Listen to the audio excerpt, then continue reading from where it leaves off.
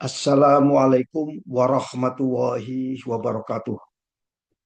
Kawan-kawanku semua, kali ini saya akan berbagi bagaimana kita selaku pemilik kapal tunda atau kapal takbut dan melakukan berencana ya untuk melakukan pengedokan. Tentunya kita harus membuat yang namanya daftar untuk perbaikan terhadap takbut kita atau kapal tunda kita. Nah, kawan-kawanku semua, kapal tunda atau dikenal dengan istilah takbut ya, merupakan salah satu jenis kapal kerja ya. Kapal tunda itu disebut sebagai kapal kerja karena kerjanya di dekat dermaga, kerjanya di sekitar area pelabuhan, kerjanya di laut lepas, di terminal offshore, dan menarik dari satu pelabuhan ke pelabuhan lain. Ya, katakan dari Makassar sampai ke Surabaya, misalnya menarik kapal yang tidak bisa beroperasi, ditarik ke Surabaya, tentunya melalui suatu satu skema yang sudah ditetapkan oleh International Maritime Organization, yaitu kapal harus melengkapi dirinya dengan ETA, yaitu Emergency Towing Arrangement, sehingga tidak perlu naik ke kapal atau turun kapal untuk melepas emergency towing. Ya, nah itu biasanya Sabandar mempersyaratkan penarikan kapal dari satu titik ke titik lain.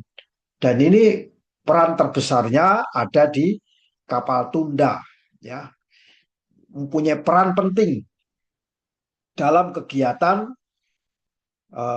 di sekitar pelabuhan, katakan di pelabuhan Surabaya, pelabuhan Makassar, Jakarta, Semarang, itu sekitar pelabuhan. Itu adalah kerjaan daripada kapal tunda, termasuk diantaranya yaitu pekerjaan pelayaran, ya, seperti yang tadi menarik kapal, ya, towing dari suatu titik ke titik lain. Dan ini bagian dari satu industri, namanya industri pelayaran atau industri perkapalan.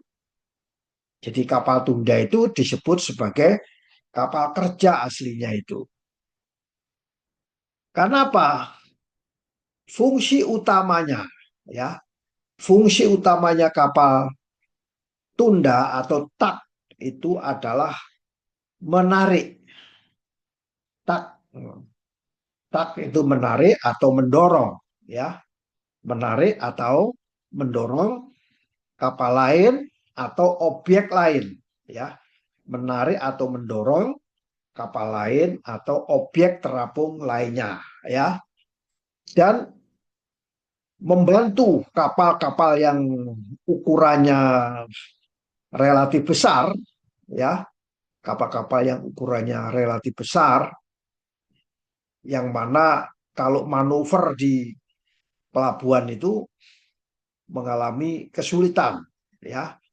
Jadi membantu manovering kapal besar di area pelabuhan.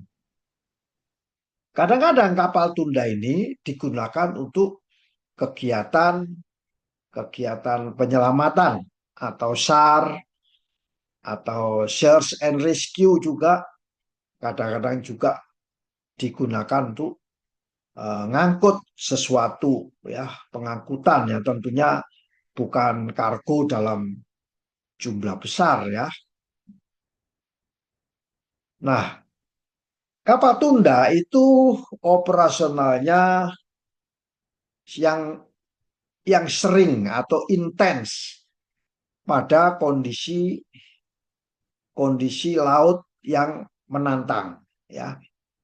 Kapal kadang-kadang tidak tenang saja, apalagi kalau sudah di pelayaran dalam perjalanan, maka lautan itu merupakan kondisi yang menantang, ya, disebut dengan kondisi yang menantang.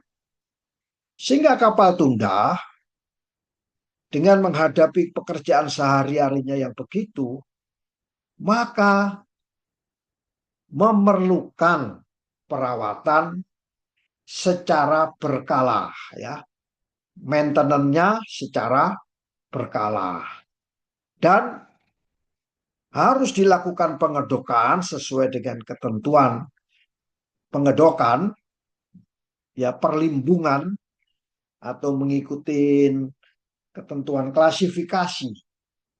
Jadi pengedokannya kapal tunda secara rutin, ya, 2 tahun atau 2 tahun setengah, maksimum 3 tahun sekali. Kalau 3 tahun harus meminta persetujuan dari flag state, ya, supaya kelasnya maintain, ya.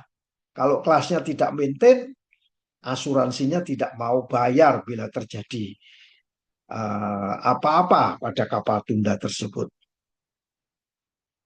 Apa tujuan daripada kapal ini dirawat dengan baik dan didok secara rutin? Agar kapal tunda tersebut selalu dipastikan kondisinya seaworthiness, layak laut. Kelayak lautan kapal tunda ini sangat penting karena kapal yang ditarik biasanya dalam kondisi emergensi, sementara kapal tundanya dalam kondisi layak. Jadi penariknya harus layak. Jangan penariknya atau pendorongnya tidak layak, ya. Untuk memastikan bahwa kapal itu berfungsi, operasionalnya berfungsi efisien, paling-palingnya porosnya, ya, paling-palingnya tidak pecah, porosnya apa itu silnya tidak bocor, ya, dan alat-alat keselamatannya juga memadai, safety, seaworthy, ya. Juga tidak lupa awak kapalnya, ya, awak kapalnya sudah nggak boleh, harus sesuai, ya, katakan 2 kali 1.200 HP. Nah, awak kapalnya sertifikatnya apa, ya. Nah, kami berfokus kepada bagaimana kita mempersiapkan untuk membuat repair list pengedokan suatu kapal tunda, ya, pengedokan suatu kapal tunda. Dan pengedokan ini merupakan proses yang tidak singkat, bisa memakan waktu seminggu, bisa 10 hari, bisa 2 minggu. Bahkan kalau kerusakannya parah, bisa lebih dari 2 minggu, bisa 3 minggu, 1 bulan, ya. Nah, kita harus cermat di dalam membuat repair list, ya, daftar perbaikan kapal, terutama untuk proses pengedokan. Nah, proses memasukkan kapal ke galangan kapal, proses mengangkat kapal tunda dari air, ya, gunanya untuk diangkat dan diperiksa perawatan, ya, momen yang tepat kapal tunda dilakukan perawatan saat kapal tunda tersebut naik di atas dok, ya. Begitu naik di atas dok dilakukan perbaikan-perbaikan dilakukan replating, di ultrasonik dulu, yang tipis diganti platnya ya. Ya ini karena momen di bawah garis air BGA ya istilahnya orang lapangan, kalau istilah orang perkapalan namanya underwater hull, ini diperiksa dengan baik ya. Kawan-kawanku semua, bagian di bawah kapal ini banyak juga komponen-komponen lain seperti paling-paling poros, sites, rantai jangkar dan jangkar ya, serta komponen-komponen lain yang tidak dapat dijangkau pada saat takbut ini selama beroperasi di laut. Proses dock inilah momen yang tepat ya. Proses pengedokan ini tentunya harus mengikuti apa tadi yang saya sampaikan, ketentuan yang ditetapkan oleh badan klasifikasi.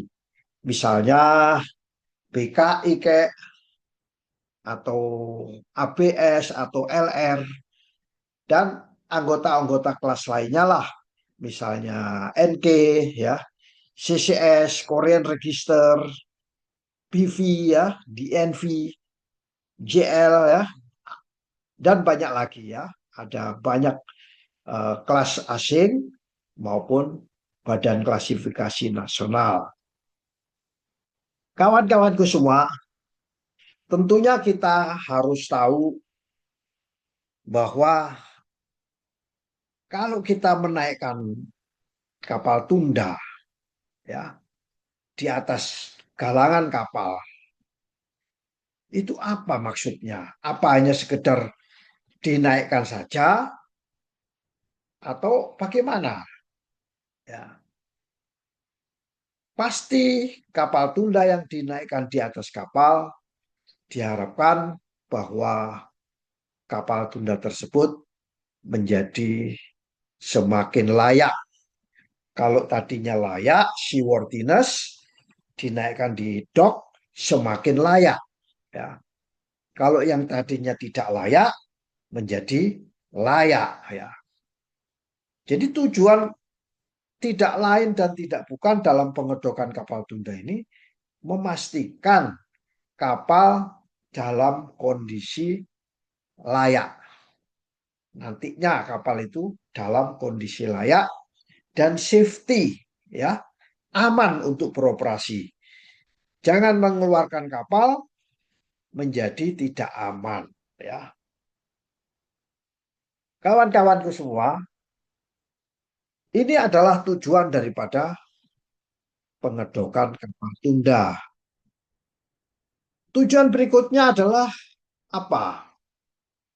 Mem, mem, mengidentifikasi ya, memeriksa, melakukan suatu perbaikan terhadap struktur lambung, struktur dasar, bilga, mungkin ada sirip-siripnya, lambung, dek.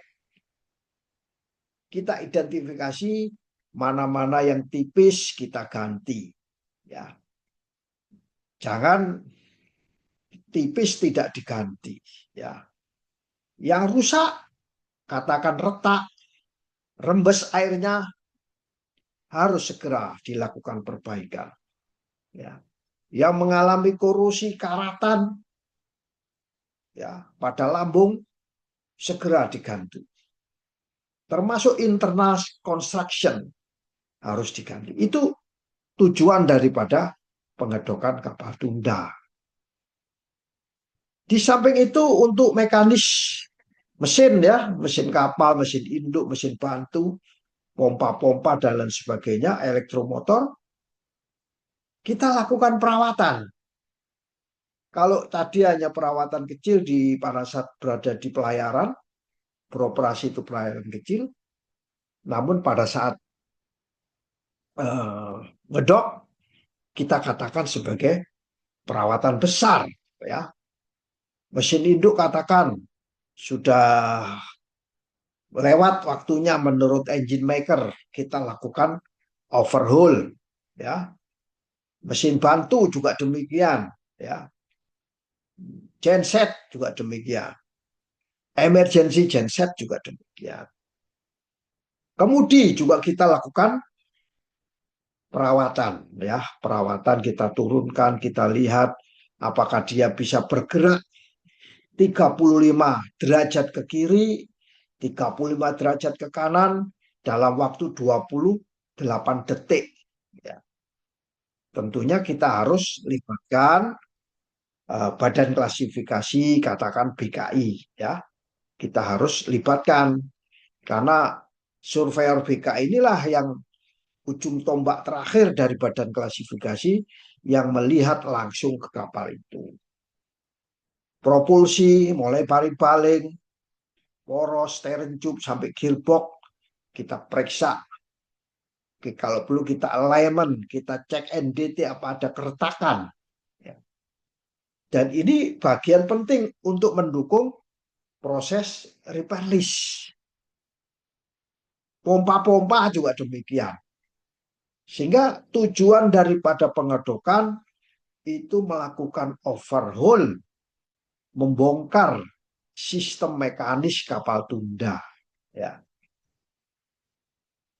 Kemudian untuk memenuhi ketentuan kelas, kelas itu mempersyaratkan, ya, melaksanakan survei pengedokan secara berkala tahun kedua atau tahun ketiga atau antara tahun kedua dan tahun ketiga, ya.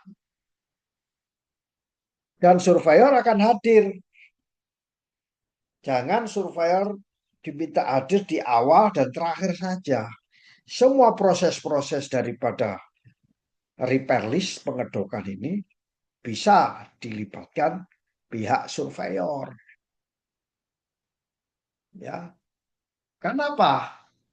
Karena surveyor ini yang nanti katakan untuk memperpanjang atau mengendorse sertifikat kelas. Kalau sudah mati SS, maka bisa dikeluarkan sertifikat sementara, selanjutnya dikeluarkan sertifikat permanen untuk 5 tahun ke depan.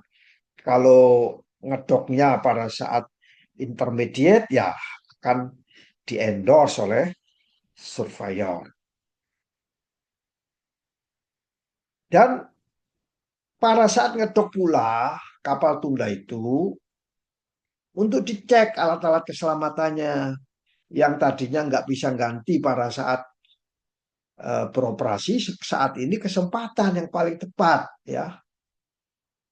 Misalnya alat-alat pemadam kebakaran, ya, yang tadinya di laut lepas bekerja kapalnya seminggu, 2 minggu, sebulan, 2 bulan, sampai 3 tahun bahkan.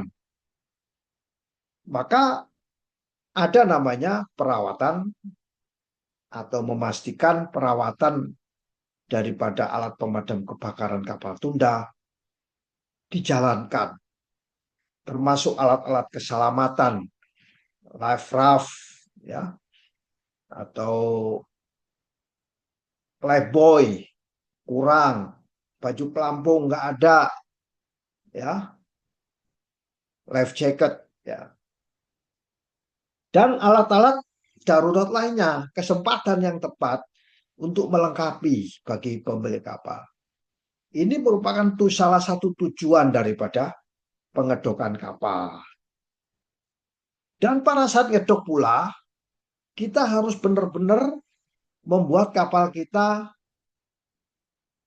hilang korosinya, ya, karat-karatnya hilang. Kita melakukan apa itu sunblasting, ya, blasting, ya, ya, menggunakan SA misalnya 2,5, kemudian kita lakukan primer, cat anti corrosion intermediate, ya, dan top coat, serta yang terakhir dengan anti fouling. Kita aplikasikan cat itu, ya, dari cat dasar, cat anti corrosion, sampai aplikasi cat anti fouling. Atau kapal itu barusan dicat, kita lakukan pengecatan ulang pada saat apa yang namanya ngedok itu. Ya, atau ngedok kedua kalinya kita tambahin lagi pengecatan ulang untuk menghambat adanya fouling ya organisme laut ya. Ini tujuan daripada pengedokan. Nah, kenapa? Karena kapal ini pada saat berlayar sudah nggak bisa ngapa-ngapain lagi. Kapal bisa mengurangi hambatan, ya, resisten daripada kapal saat berlayar. Kawan-kawanku semua, tentu kita di dalam menyusun uh, repair list ini harus membagi dalam lingkup, ya, lingkup daripada repair list pengedokan kapal tunda. Tentunya itemize-nya harus kita kelompok-kelompokkan, ya. Kita kategorikan. Yang pertama tentunya kita kategorikan struktur, ya, konstruksi. Oke lah, lambung, struktur internal, konstruksi itu masuk di dalam satu kategori, ya. Satu kategori, satu keluarga besar struktur dan lambung atau konstruksi dan lambung kapal, dek kapal, bodi kapal dan lain sebagainya. Kemudian kita bagi lagi kategorikan misalnya kategori bagian yang BGA di bawah garis air atau underwater parts karena ini paling penting ya. Kita kelompokkanlah apa pekerjaan-pekerjaan yang berada di bawah garis air. Jangan mentolerir apapun kerusakan yang berada di bawah garis air. Karena itu menjadi risiko kita sebagai pemilik kapal. Kalau kapal kita tenggelam, ya yang salah, yang rugi kita juga. Kita menawar pekerjaan di galangan kapal, yang rugi kita juga. Ya. Kemudian kelompok kategori berikutnya namanya kategori, oke lah, sistem kemudi dan propulsi. Itu kita kategorikan dalam satu kelompok sendiri. Sistem kemudi dan propulsi, ya, poros paling-paling sampai paling-paling dan uh, propulsi, ya. Kita kelompokkan lagi misalnya kelompok mesin induk, mesin bantu, ya, dan peralatan permesinan lainnya. Kita kelompokkan ke dalam uh, mesin atau peralatan mekanis lainnya, ya. Kemudian kita kelompokkan lagi misalnya kelompok kelistrikan, ya, electrical system dan kontrol kita kelompokkan sendiri, ya. Ada lagi namanya peralatan safety equipment. Kita kelompokkan biasanya safety ini kita gabungkan dengan pemadam kebakaran, ya. Kemudian, nah kalau sudah accommodation itu sudah namanya superstructure dan ruang akomodasi, termasuk di interior, ya, interior dan daripada superstructure dan ruang accommodation, termasuk eksteriornya.